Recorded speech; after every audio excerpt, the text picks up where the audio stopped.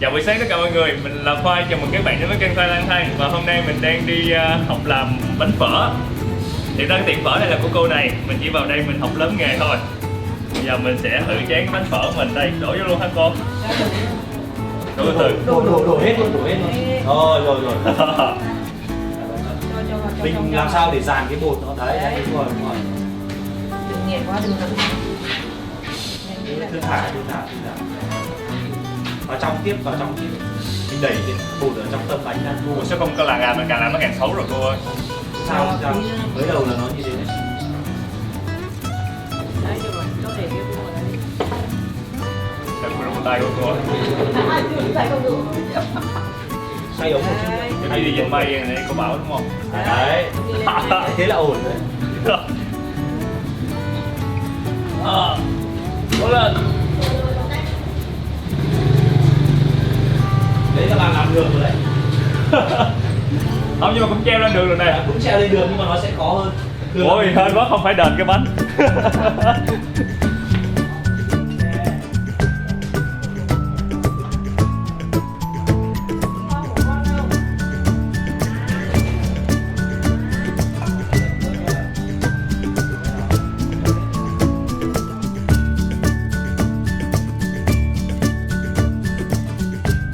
Chào buổi sáng tất cả mọi người, mình là Khoai, chào mừng các bạn đến với kênh Khoai Lang Thang. Và hôm nay mình đang ở một nơi rất là đặc biệt ở Quảng Bạ, cách Quảng Bạ tầm khoảng 10 cây số. Chỗ này được gọi là Tráng Kìm. Ở đây thì đặc sản rất là nổi tiếng là phở Tráng Kìm, và hầu như hết ai mà đi ngang Quảng Bạ hoặc lên trên Đồng Văn đều ghé qua đây để mà ăn món phở này. Phở này đặc trưng là đây, tô phở mình đã được bưng ra rồi đây. Thì ở trên các bạn có thấy rất là nhiều hành nè, một xíu ngò gai sắc nhỏ nè, và rất là nhiều thịt gà. Thịt gà này là thịt gà đồi của người miền núi ở trên đây họ nuôi. Cái da gà các bạn có thấy nó hơi màu vàng không? Là do trong cái nước dùng họ có bỏ một xíu nghệ vào trong đây. Mình sẽ húp thử một xíu nước dùng. Nước dùng sẽ có màu hơi ngã vàng do cái phần mỡ gà và phần cái nghệ ở trong cái nước dùng này nó tạo nên. Thơm thoang thoảng mùi gừng.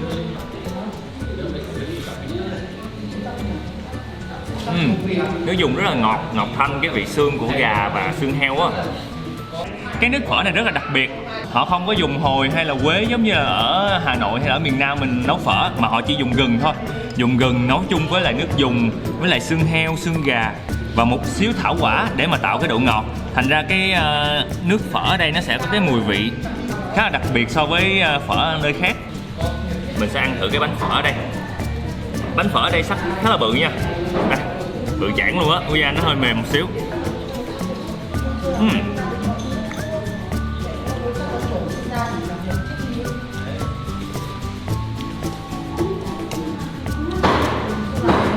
Bánh phở rất là mềm và nó có cái độ trơn.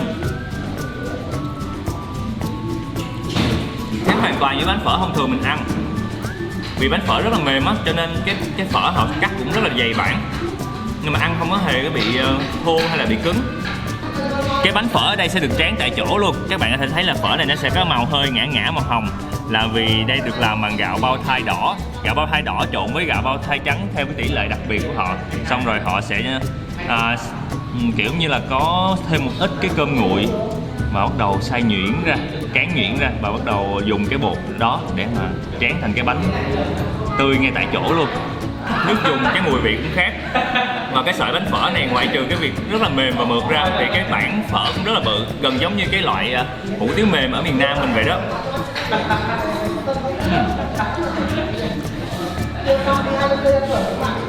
Đặc biệt trên đây là mọi người sẽ không có dùng bò để mà nấu phở đâu, mọi người chỉ dùng thịt gà thôi. Thịt gà là đặc sản ở trên này. Mình sẽ gắp một xíu thịt gà chung với bánh phở và ăn thử.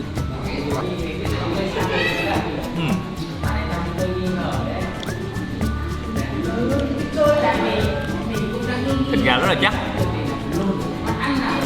Gà trên đây là gà thả đồi á, nên thịt nó sẽ ngon và đặc biệt hơn so với gà bình thường mình hay ăn. Cái phần da thì vẫn còn hơi sật và béo béo. Trên này mọi người sẽ không có dùng thịt bò để mà nấu phở đâu, tại vì gà ở trên đây là một đặc sản rồi. Mọi người chỉ dùng gà đó để mà làm nên cái món phở gà đặc biệt này thôi. Ở gần khu này có một cái chợ phiên Tráng Kìm, tầm khoảng thứ 5 mỗi tuần thì mọi người sẽ họp chợ phiên lại và cũng có bán rất là nhiều cái hàng bán phở như vậy. Nếu mà bạn nào mà đến vào đúng cái dịp chợ phiên thì vào chợ phiên ăn nó sẽ vui hơn. Còn nếu không thì nếu đi ngang qua lên Đồng Văn mà ngang qua Quảng Bạ thì cũng thể ghé đây để mà ăn. Một trong những cái tiệm phở rất là lâu đời ở đây rồi, 4 đời bán cái món phở Tráng Kìm rồi. Bây giờ mình sẽ tập trung ăn tiếp cái tô phở của mình đây, rồi mình sẽ đi thẳng lên trên phía Đồng Văn để nha. Không có biển số xe luôn. Xe thật xịn.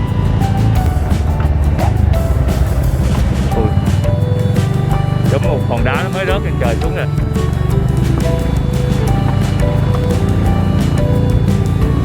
Thôi một cây cô đơn nằm trên giữa đường.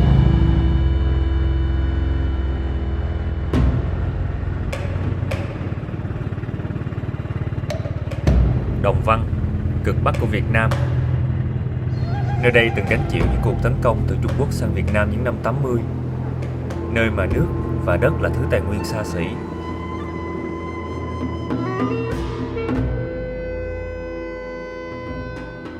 Được UNESCO công nhận là công viên địa chất toàn cầu. Khoai thường gọi nơi này là linh hồn của cao nguyên đá. Chính đá khiến Đồng Văn trở nên đặc biệt, và cũng chính đá khiến cuộc sống nơi đây khắc nghiệt hơn hẳn phần còn lại của Việt Nam.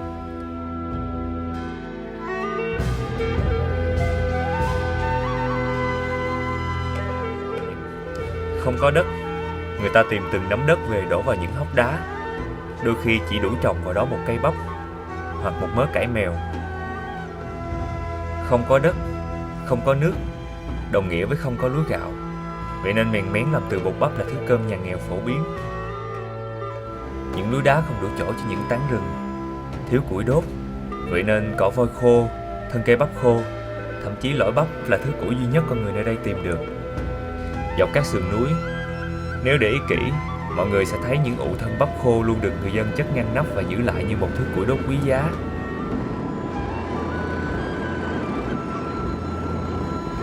Người đầu tiên chào đón khoai đến với mảnh đất của đá này là bà Chở. Và hôm nay bà sẽ đãi khoai món mèn mén và món canh tổ chúa truyền thống của người Mông. Bây giờ là chiều tối rồi và mình vừa mới thay cái áo mới, khoác cái áo vào cho nó ấm. Đây là mèn mén cô đã hấp rồi. Mèn mén là cái sáng nay hết để đấy hộp dạ. Còn lại mèn mén là cái bột bắp á, bột ngô càn nhuyễn ra. Xong rồi cô sẽ hấp 2 lần. Hấp 2 lần. Trộn với nước đúng không cô? Xong rồi vâng. mình hấp cho nó cả tiếng đồng hồ cho nó mềm ra. Thế cháu ăn được không? Dạ được, ăn được chứ. Thế làm cho cháu ăn nhé. Dạ. Lấy cái cải này ra cho nó nhanh. Cháu bột ngô bà xay về thì chưa đồ thì ở đây. Bà cho cháu xem. Đây là bột ngô bà xay về. Để cháu mở đèn hơi tối. Vâng, cho cháu xem. Đây đấy mà, đây có bật điện. Dạ. Này. Bột ngô đây là bà xay bà chưa đổ. Đây này. Đây, bột ngô nó vàng đó. À, có mấy con ấy, mấy con quỷ mọt nó vào đó nó ăn. Có con mọt. Màu vàng giống như là bơ vậy ha. Vâng. Nhìn thích ghê á. Vâng. Đấy, đây là bột ngô này chưa đổ nhá. Là bà xay bằng cái cối hả bà? Cái này xay bằng cối. Dạ. Còn sàn không mới cho vào đây. Cái này là của bà chồng hết. Ngô của mình á, chuột ăn này, con mọt ăn này, rồi là Đúng rồi. rau cải các thứ mình nấu toàn Sâu này. Nhưng mà cái đó lại sạch. Vâng. Dạ. Đấy, cho nên là cháu ở nhà thì có thế thôi. Người Mông hồi xưa còn chả có cái này ăn. Bắp nếp thì nó sẽ dẻo. Còn cái làm mèn mén thì phải là bắp tẻ, bắp khô thì mới làm được. Mới làm được. Dạ. Thì không làm được đó ạ. Dạ. Vâng. Cũng được. Mà lạnh cái này mới trộn nước ông nhá, nếu nhà mà Bình thường mình trộn nước kia thôi. Trộn nước kia thôi, trộn ít thôi. Cho nhiều quá thì nó nháo không ngon. Dạ. Cái này. Đấy, bây giờ mình trộn nó này. Cái này là cái mèn mén bà đã hấp một lần rồi nha. Hết một lần rồi. Chứ còn bình thường ví dụ là phải làm từ cái bột kia nó sẽ lâu lắm, làm tới mấy tiếng đồng hồ lận. Bây giờ lại phải cho nước vào cái bột kia. Dạ. Cho nước phải nhào thế này xong thì mình mới lại sàn. Không sàn thì nó có cái lợn cái cợn như thế này thì nó không ngon. Dạ. Cho nên mình phải sàn. Cái này đấy. mình không cần sàn nữa. Cái này thì không sàn nữa. Mình làm này tí nữa nó tơi ra xong là mình lại hấp. Vâng. Dạ. Đấy, mình phải vó này cho nó hết cái cục này thì lúc lên mình ăn nó mới tốt. Rồi thế này. Mọi người có thấy giống như là cái bột đậu xanh cà không? Đấy. Nếu như cho nước nhiều quá thì cũng không ngon đâu Nó nhá. cũng đặc quá đúng không bà? Vâng, cho nước ít thì nó mới ngon. Nhưng mà ít quá thì cũng không được. Phải cho vừa vừa cái nước gọi là nó vẫn tươi thế này. Nó tơi nhưng mà nó không bị bón cục. Đấy, không bón cục. Dạ. Bón cục thì là ăn lại không ngon.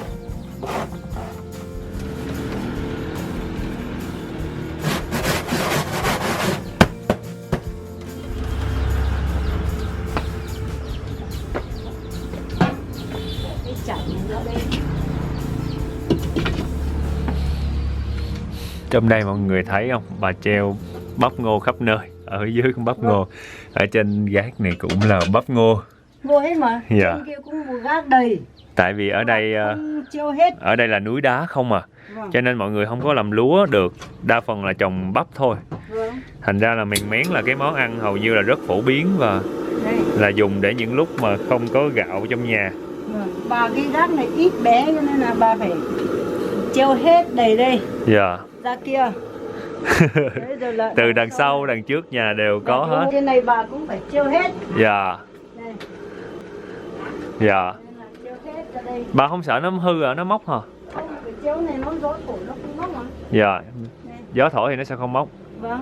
Thế đây bà phải té ra để nấu rượu, bà té ra không có chỗ. Cái này là bắp tẻ đúng không bà? Đây là té. Còn đây là bắp nếp. Vâng. Nếp đây. Nhưng Dạ. mà ta còn tươi tươi. Còn tươi Hơi còn khô mềm. rồi mới nấu rượu được. Ở đây bà có hay ăn bắp tươi luộc không? Có nhưng mà phải lúc tươi thì mới luộc thôi. Dạ. Còn bây giờ khô rồi không luộc được rồi. Ôi đây bà có trồng cải mèo đúng không bà? Có. Rau thơm nè. Vâng. Các loại rau thơm. Đây là cải bà trồng nè. Vâng. Rau trên kia Có một con chó trên kia nó đang ngóng. có con chó Kia. cắn đấy đó. Con chó cục đuôi. Ở sao trên đây con thấy nhiều người nuôi cá chó cục đuôi vậy bà? Vâng, họ thấy quả chó cục đuôi có giá ai cũng bán. Ai cũng bán chó cục đuôi hết, con ra chợ Và thấy mua toàn một chó bé cục đuôi đó. tí là 2 triệu ấy. 2 triệu con này luôn hả bà? 2 triệu nó bé thôi. Dạ. Chó này là giống gì vậy ha? Rồi trứng gà này trứng gà Úc. Trời ơi hiền quá.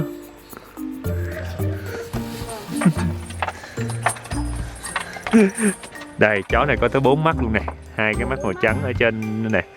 À, hàng chi là nó mắt, tại vì nó ôi à.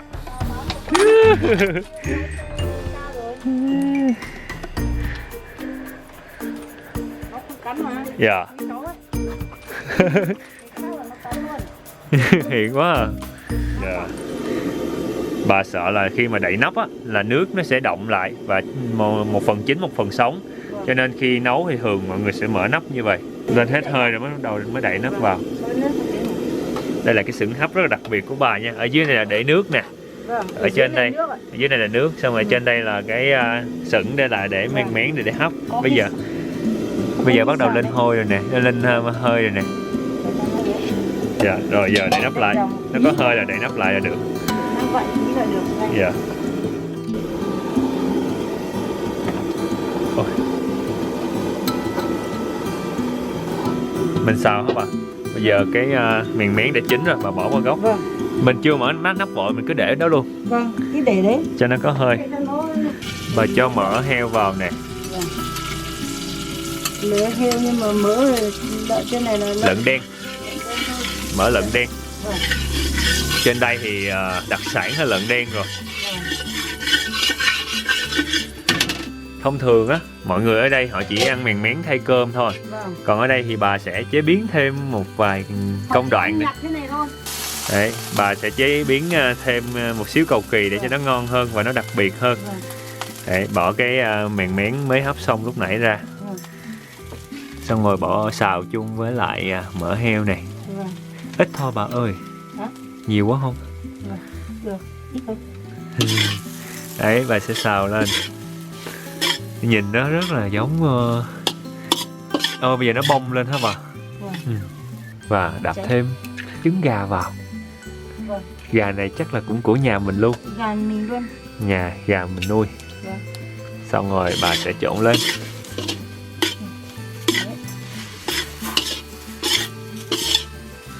Trong đây thì bà chỉ nêm vào một xíu muối thôi. Mọi người trên đây thì cũng ăn ít gia vị lắm, chỉ xíu muối. Tại vì trên đây núi đá thì thật sự cũng không có trồng được nhiều cái cây gia vị. những cái vùng Tây Bắc mà gần gần với Lào Cai, Điện Biên rồi đó, thì mọi người hay thấy có dùng mắc khén và hạt dổi. Thì cái đó những cái khu mà có rừng núi thôi.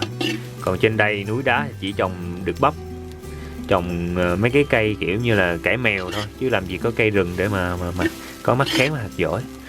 Củ gừng nè, ớt, tỏi là những cái mà mọi người trên đây rất hay dùng. Ôi bây giờ nó khô hơn rồi. Vào bà bỏ rau thơm vào. Hay sau khi bỏ cái rau thơm này vào thì nó đã có hai màu xanh và màu vàng đẹp hơn. Đây là món mèn mén cải tiến của bà. Nè, thơm phức. Có điện thoại bà ơi. Có một xíu cái bột bắp nó bị khét ở trên mặt, hơi nâu nâu, nhìn giống như tiêu vậy ha. Bà sẽ múc cái tổ chúa ra. Tổ chúa này là nấu từ sữa đậu nành đó mọi người. Cái nước đậu nành xay ra, xong rồi sẽ nấu với lại cải mèo. Rồi xong bà sẽ bỏ một xíu cái nước chua. Nước chua là cái nước của cái canh tổ chúa này từ ngày hôm trước, cho nó rồi nó sẽ đông lại thành từng cục giống như đậu hũ như vậy. Dạ. Nước canh gần giống với món cháo Lào của người Dao. đây nước chua đây. Dạ. Dạ. Cả xóm đấy xin mà. Có nghĩa là mình để dành cái nước canh này lại là 2-3 ngày sau nó sẽ chua lên, nó lên men. Là mình dùng cái đó mình nấu tiếp. Thế rồi, đi là lấy cái rau bạc khác trồng ở trên này. Dạ. Rau tàu. Mùi tàu ha, cái tổ chúa này phải mùi tàu. Tổ chúa với lại chả Lào là y chang nhau hả bà? Bữa hổm con được ăn chả Lào ở nhà của một anh chị người Dao á. Nhưng mà anh chị không có bỏ nước chua, chỉ nấu với lại cải mèo, nó tự nhiên nó cũng đông lại. Cái tổ chúa này thì nêm với ngò gai. Nguyên một cái mảnh vườn mini của bà trên đây.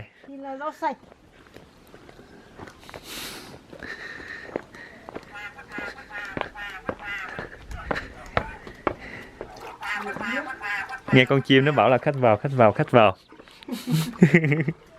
Khách vào, khách vào. Đấy. Cái gì?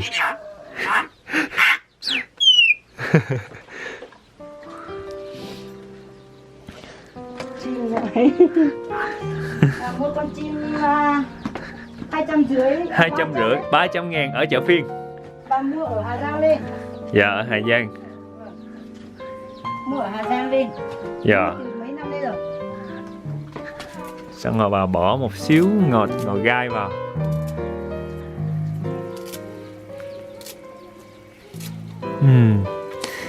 Cái màu mà nâu nâu đó là cải mèo đó. Thiệt ra cải mèo cái vị rất là giống cái cải cây mà làm cải chua với mình. Nó cũng không khác lắm đâu. Trên đây thì mọi người trồng được cải mèo là dễ nhất hả bà? Mình còn trồng được nương nó chả cần cho phân cháu ạ. Chả cần cho phân nó cũng tốt. Cứ cày nương nó rồi mình cứ cầm một nắm này cứ vấy khắp. Mình lấy cái hạt mình vẩy thôi. Dạ. Mình có trồng được cây rau nào khác không? Con thấy hình như có đọt của cây đậu rồi đó. Cô ve. Hà Lan. Dạ. Người ta cũng hái cái lá đậu cô ve nấu chanh. Với đậu cái lá ăn là đậu Hà Lan. Dạ. Con ăn canh đậu Hà Lan rồi cũng ngon lắm. Dạ. Chá Lào. Dạ. Cháo Lào thì nó cũng gần giống cháo Lào. Rồi tổ chúa. Nó cũng là một món thôi. Dạ. Một món rồi. Con thấy có người ta chỉ ăn với nước lã đấy. Hồi xưa người già cũng không biết trồng rau ăn, đi hái rau rừng linh tinh ăn thôi. Tại vì đất đá đồ khó trồng hả bà? Tí nhá. Dạ, nóng á. Mèn mén này á, khi mà bà cho trứng vào, nó kết lại với nhau, nó dẻo dẻo. Dẻo không? Dạ dẻo. Cháu thử cái kia đi. Cái kia thì cho ăn nó tơi hơn. Nó tơi. Nó tơi nhưng dễ sặc hơn. Ví dụ mình vừa ăn mà vừa nói chuyện như vậy là hay bị sặc. Còn cái này thì nó dẻo, nó có trứng nó dẻo với lại có cái rau thơm này. Nó ngon. Ăn mèn mén là phải ăn chung với là tổ chúa. Canh tổ chúa ở đây bà nấu rất là ngon. Tại vì nhiều cải mèo nè. Xong rồi cái nước canh á cũng hơi nhiều nước chua, nó sẽ chua giống như là cái canh mà mọi người hay nấu canh cải chua rồi đó, nhưng mà rất là thơm mùi đậu hũ.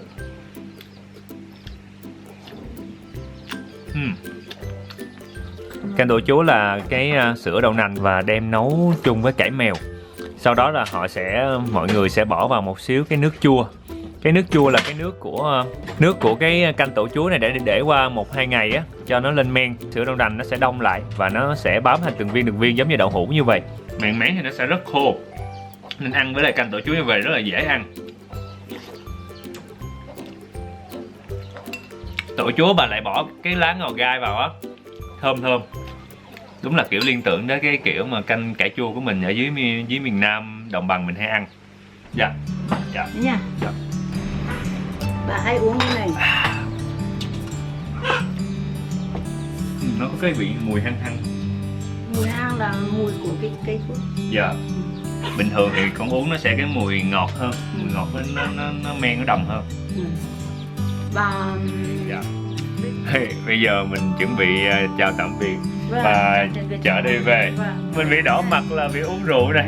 Còn một gói miền miến mang về nữa. Vâng. Rồi, hẹn gặp lại các bạn vào tập sau nha. Bây giờ thì mình đi về đây. Chào cháu nhé. Chào Dạ. nhé. Mọi người thấy mây không? Rất là gần luôn á, cảm giác giống như là mình chỉ đi lên khoảng 10-20 mét là mình chạm được mây luôn. Wow.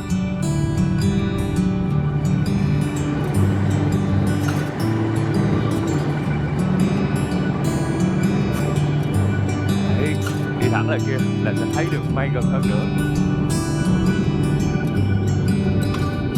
Chào tạm biệt mọi người, mình là Khoai. Nhớ bấm đăng ký để xem thêm nhiều clip về du lịch và ăn uống của mình mỗi tuần nha.